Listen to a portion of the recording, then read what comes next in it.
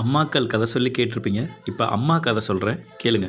ஒரு அழகான கிராமத்தில் பிறக்கிறதுக்கு முன்னாடியே தான் மகனை கொஞ்சம் தொடங்கிய ஒரு அம்மா. அவன் பிறந்ததுக்கப்புறம் செல்லம் சொல்கிறதுக்கு சொல்லவா வேணும், அவ்வளோ செல்லமாக வளர்த்தாங்க.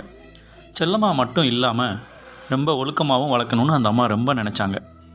அந்த பையனை பார்க்கும்போதெல்லாம் நல்லா படி நல்லா படி அப்படின்னு மட்டும் சொல்லி வளர்க்காம, யார் என்ன சொன்னாலும் உறவினர்கள் உன் பையன் இப்படி விளாட்றான் அப்படி விளாட்றான் அதிலலாம் ரொம்ப கவனம் செலுத்துகிறான் அப்படின்னு சொல்லும் போதெல்லாம் அந்த அம்மா ஆணி போய் ஆடி போய் ஆவணி வந்தால் அவன் டாப்பில் வந்துடுவான் அப்படின்னு சொல்கிற ஒரு அம்மா தான். ஆனால் கூட அந்த அம்மா ஒரு கனவு கண்டாங்க. என்னென்னா, பொதுவாக எல்லோரும் என்ன செய்வாங்க, பொம்பளை பிள்ளைய அடக்க ஒடுக்கமாக இருன்னு சொல்லி வளர்ப்பாங்க. அப்படி ஒரு ஊரில் அந்த அம்மா தான் மகனை பெண்களை மதிக்கணும், மரியாதையாக நடத்தணும் அப்படின்னு சொல்லி வளர்க்குறாங்க.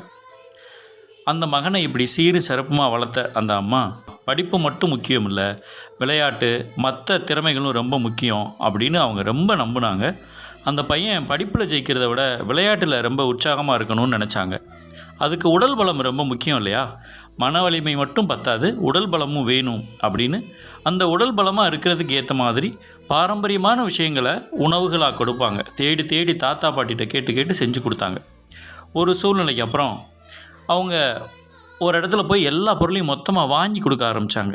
எங்கே வாங்கியிருப்பாங்கன்னு உங்களுக்கே தெரியும், நம்ம தானியாஸில் தான்.